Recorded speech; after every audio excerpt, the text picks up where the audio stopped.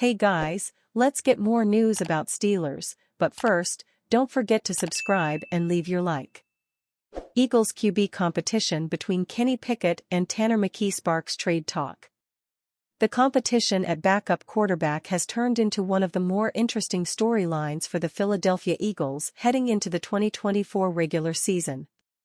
After the team sent a 2024 third-round pick, number 98 overall, and two 2025 seventh-round picks to the Pittsburgh Steelers in exchange for Kenny Pickett in March, Pickett usurped Tanner McKee as QB2 on Philly's depth chart.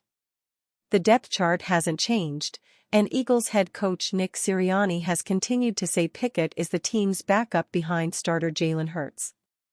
But with McKee arguably outperforming Pickett both in preseason games as well as in practice, a change is certainly possible. So is a trade. Cody Benjamin of CBS Sports put together a list of the NFL's top trade candidates, and he believes Pickett is one of them. Pickett, who was drafted number 20 overall by Pittsburgh in 2022, has yet to live up to his first-round status. The 26-year-old QB started 12 games in 2022 and again in 2023, going 7-5 for the Steelers each season. He has completed 62.6% of his pass attempts for 4,474 yards, 13 touchdowns, and 13 interceptions over his first two seasons. Even after a relatively underwhelming summer, the Philadelphia Eagles would surely prefer to keep Pickett's NFL experience on board as insurance for Jalen Hurts.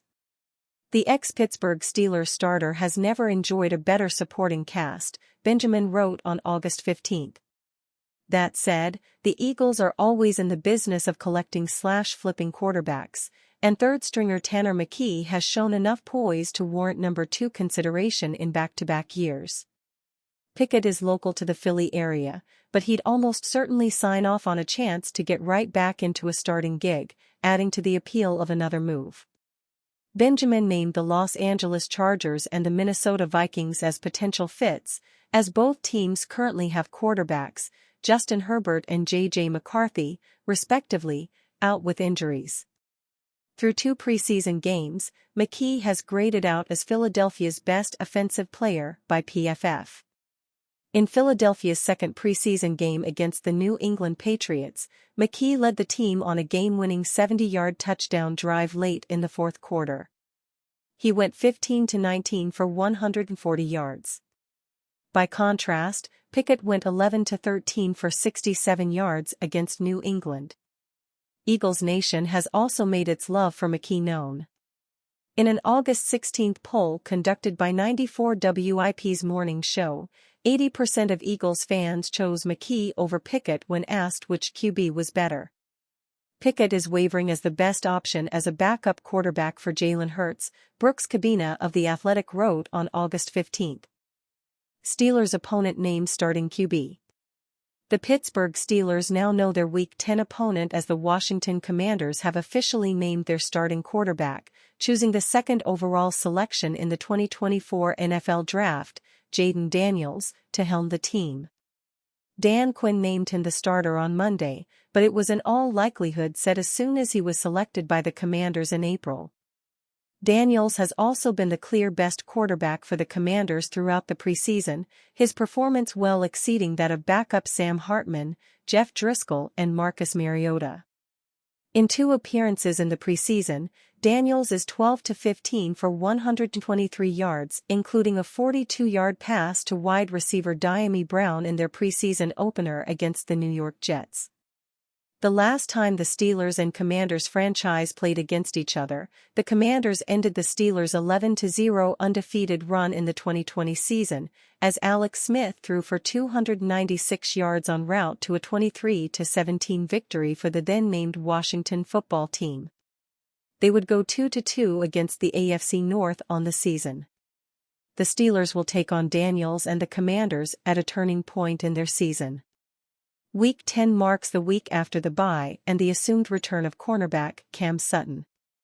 The Steelers will then turn to divisional opponents, as 6 of their remaining 8 games will be against AFC North foes.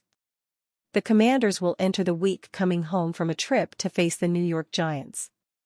The Commanders are coming off of a bad 4-13 season, their 10th straight season without 10 wins. All taught the addition of Daniels hopes to bring stability to the quarterback position. The Commanders have trotted out a different quarterback week 1 the last 8 seasons. Questions about the secondary and the offensive line loom large over the organization as they try to find their footing and identity in 2024. Mike Tomlin driving Brandon Aiyuk Steelers' interest, latest on Pittsburgh's extension offer. A Brandon Aiyuk to Pittsburgh transaction may still end up happening, but such a move continues to trend in the wrong direction for the Steelers. Multiple factors have contributed to this latest Aiyuk development. The 49ers are viewed as having a slight edge on the Steelers to roster the fifth-year wide receiver this season. As it turns out, the team's extension offers are believed to be relatively similar.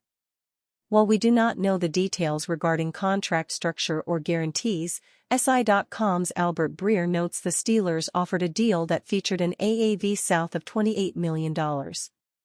We heard earlier this month the Steelers had underwhelmed Aiyuk with their extension offer and did not wow the 49ers with their trade proposal. A previous report also indicated this proposal landed in the $28 million per year neighborhood, but a deal south of that point would place Aiyuk no higher than 7th among receivers. This AAV would land behind Jalen Waddle's recent Dolphins extension and around where the Bears went for DJ Moore, $27.5 million per year. But the 49ers and Steelers are still believed to have agreed on compensation, as a fallback option for the NFC West team, it appears.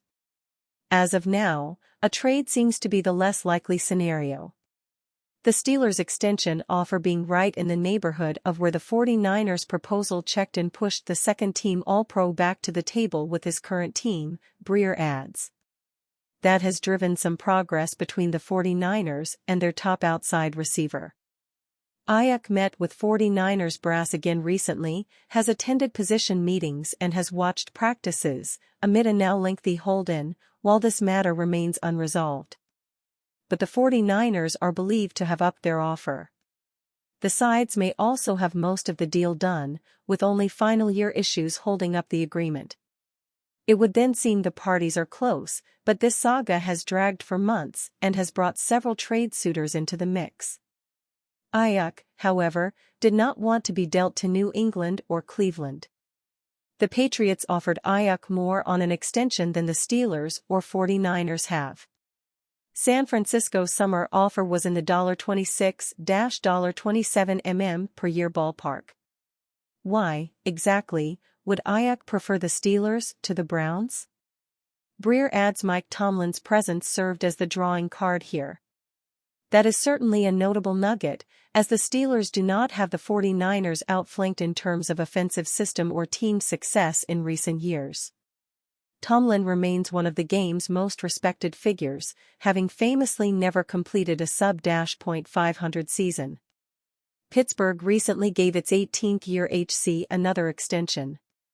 The Steelers, of course, have not won a playoff game since 2016 and have struggled to form a consistent offense following Antonio Brown's 2019 exit.